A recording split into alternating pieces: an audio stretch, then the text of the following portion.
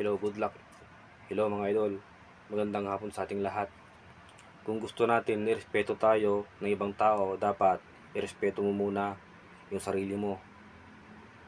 Okay? Kasi bakit?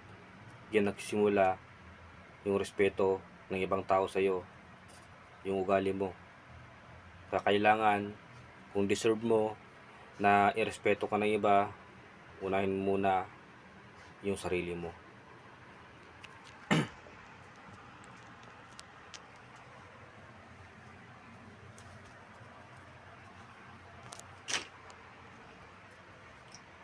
Kung gusto mo na irespeto ka ng ibang tao, dapat irespeto mo muna yung sarili mo.